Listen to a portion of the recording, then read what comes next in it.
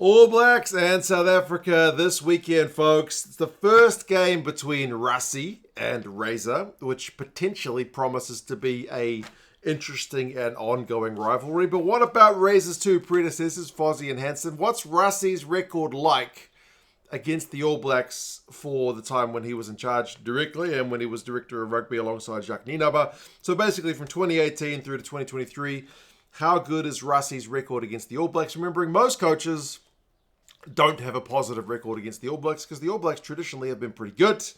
How does the record kind of change over time? And you guys can let us know your thoughts, how well you think Razer will go up against Rassie. We'll have a look at Razer's record in South Africa at Super Rugby level, which is not Test Rugby level, but just for a kind of little sneak peek at the end. But the Steve Hansen era, remember Rassie's taken over the Boks, 7th place side in the world. All Blacks are reigning World Cup champions at that time. Starts off pretty good. First match where Rassie plays the All Blacks, they get a win down in Wellington, where the All Blacks record is still under scrutiny for being remarkably poor. But 36-34, the Boks get their first win. Remember, the Boks were under a lot of pressure for that game because they'd lost their previous two up against the Wallabies and against the Pumas.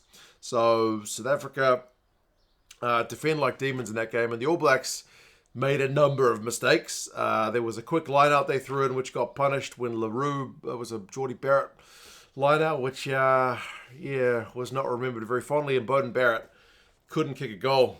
He missed so many conversions in that game. But yeah, the Springboks held on. Deante got a couple of tries. D-Mac knocked it on at the end under relentless kind of Springbok line speed. And 1 from 1 for Rassie's start against the ABs. Second game in return, Steve Hansen goes over to South Africa and manages to get a win over in Pretoria. And it's kind of reverse of the first game where you feel like the All Blacks probably should have won the game in Wellington. Well, the Boks probably should have won the game in Pretoria, but both games finished 2-point affairs. 32-30, the All Blacks get a win. 6-all halftime lead in that one. The Boks went out to a 23-6 lead with tries to Creel and De Allende. But you feel like in that game, the bench was the difference. The All Blacks were able to bring guys like TJ Perenara, Adi Savia, Richie Mo'unga all off the bench. Whereas there was a bit less faith in the Bok bench at that time. Like Damien Willems was very much a newcomer. I think they brought on like Elton Yankees. Emrose Papio's Springboks career never really got going that well. So it's kind of a contrast to today where you look at the Springbok bench as an absolute area of strength. In 2018, it kind of wasn't the same case. So 1 for 1 by that point. Third game is a draw. Again, down in Wellington. You feel like they scheduled that game for Wellington. I'm not sure. It felt like it was because the All Blacks wanted to get revenge for the previous year, but it finishes a draw. New Zealand 16-9 lead with 1 minute to play. Colby dinks it over for Herschel Yankees, who was able to pounce, and Pollard with the clutch conversion in that one. So 16 points apiece. No win in Wellington again for the All Blacks. And the final game of the Steve Hansen area is in Yokohama. That one is the World Cup pool game. Both these teams in Pool B. And it's the All Blacks able to get a win, 23 points to 13. I remember there was kind of a bit of controversy about that because Rassie wasn't really happy with the way the scrums were officiated. And certainly the Boks conceded more penalties. Some people were not happy. I think it was Garces who was refereeing that one. But I remember the Boks also had a remarkably poor tackling percentage in that game. So, yeah, it was not the Boks' best effort, even if they were kind of pinged more than the All Blacks at penalty time. So, the Hansen era from 4 games, Rassie finishes with 1 win, 2 losses, and 1 draw. So, that is still a negative record against the ABs, but remembering, goes on to win a World Cup, which is what the All Blacks didn't get done at that campaign. Then we get the Steve Foster era after the kind of COVID disruption. So 2020, we don't get any Springboks games, and you get Jacques Nienaber kind of taking over as head coach, but Rassie is obviously still there. And they start off their first game against the All Blacks playing that 100th test in Australia, because remember they had the 2021 Rugby Championship in Australia just because of all the kind of COVID restrictions. So of all the places to have that 100th test, it was Townsville in Australia. And the All Blacks get the win, 19 points to 17. I basically remember that game for George Bridge not being able to catch a cold. The Boks put in a lot of high kicks and the All Blacks couldn't catch them. 5 turnovers conceded from George Brett. I had to look up the stats because I remember that's kind of scarred onto my soul, that game. 1 try apiece, exchange of penalties. Either side could have won it. Lead changed multiple times. Geordie Barrett gets the winning penalty on the 77th minute. Then the next fixture is again in Australia on the Gold Coast, and it's the Boks who get it done.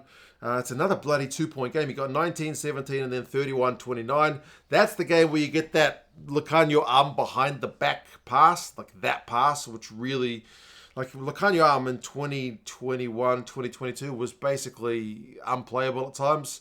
That's one of his kind of key moments. Like LaRue didn't have his best game, but Lucanio arm was on fire.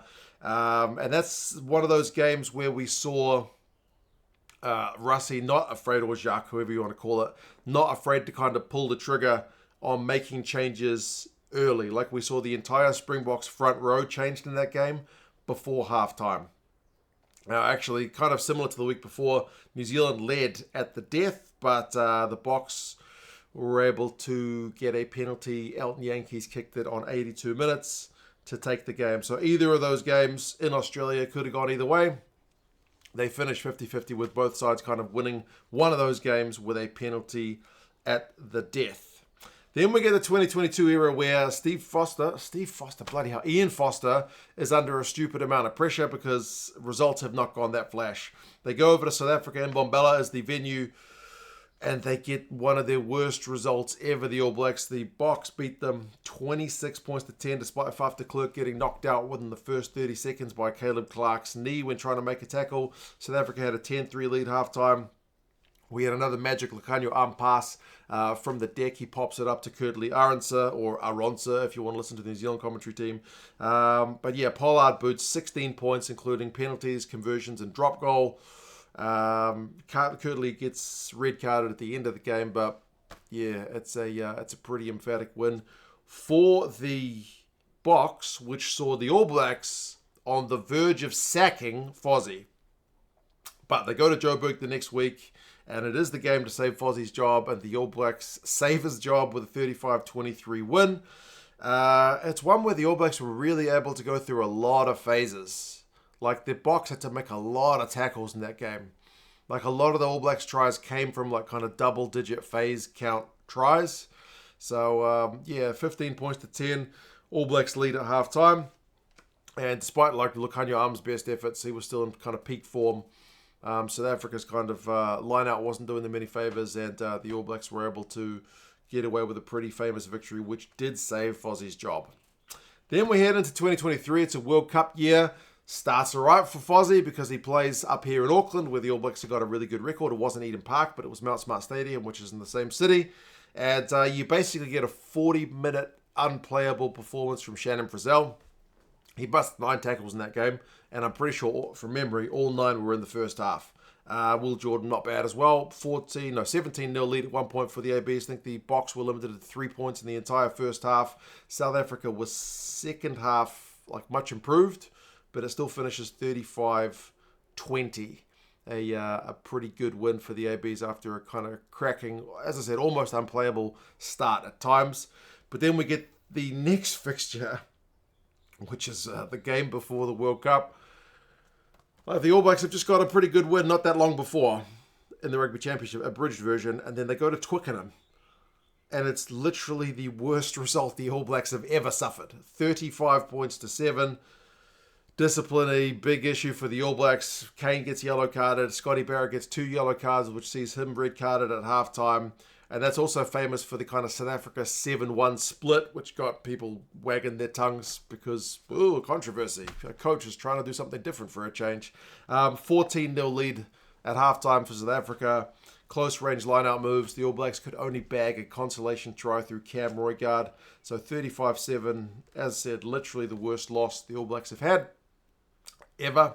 And then the next one, which I couldn't bring myself to go watch the highlights of, but I still have a decent memory of it. The Rugby World Cup final. Again, discipline is a factor. It's only a 1-point game, 12 points to 11, but Sam Cane, poor tackle on Jesse Creel, gets himself red carded. But South Africa, I mean, still 200 plus tackles in that game. And key, man, not the only game in this kind of set of 11 games where the Boks, having a reliable goal kicker, funnily enough, for Test Rugby, that's quite an important thing to have. sees them to victory, 100% from the boot. All Blacks at 50% in a 1-point game. Could have won that one if they'd had a better goal kicker. But that's the way that goes, man. That's Test rugby. So against Fozzie, Rassie does have a positive record with that World Cup final being the split result. 4-3. No draws. So Rassie's record against the ABs over his tenure, 5 wins, 5 losses, 1 draw. So pretty much an even split against the All Blacks. And as I said, that's better than most coaches get because the All Blacks tend to be pretty good. And 5 of those games are within 2 points.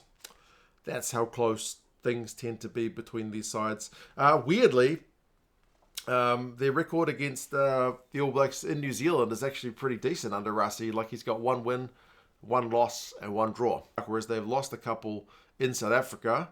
They've lost it at Joburg and they've lost at Pretoria. Whereas they've only got the 1 win. But there's so many games played at neutral venues. A couple of World Cup games. Twickenham is there. And then a couple of games in Australia. That's the kind of COVID effect on these teams in those years. So, yeah, average score is 23.5. So 24 points to 23. Very, very tight.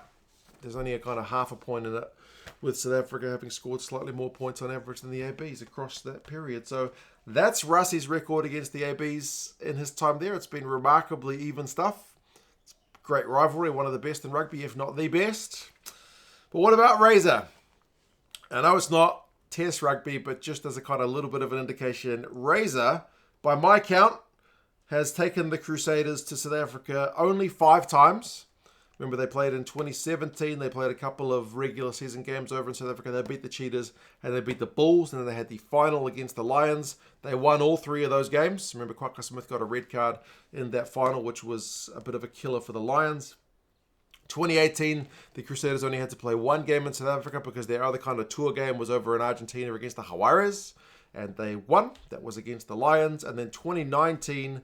they played away in South Africa against the Bulls, who they beat, and then they played the Stormers, who they drew against. So just on Super Rugby, which I will emphasize once again, is not Test match rugby, but Razer thus far, if my count was correct, has not lost a game in South Africa when he was in charge of the Crusaders. So there you go. That's a bit of hype up for this weekend's game, All Blacks against South Africa. You can tell I'm looking forward to it because I had to go and look up all this historical stuff just to kind of sate my appetite until we get to that game this weekend. But you guys let us know your thoughts. Subscribe to the channel if you haven't done so already. But what do you reckon? Do you reckon the All Blacks South Africa rivalry continues in this kind of 50-50-ish rate throughout the Razer and Rassie era? Or do you think Rassie has got the advantage with the squad he's got at the moment?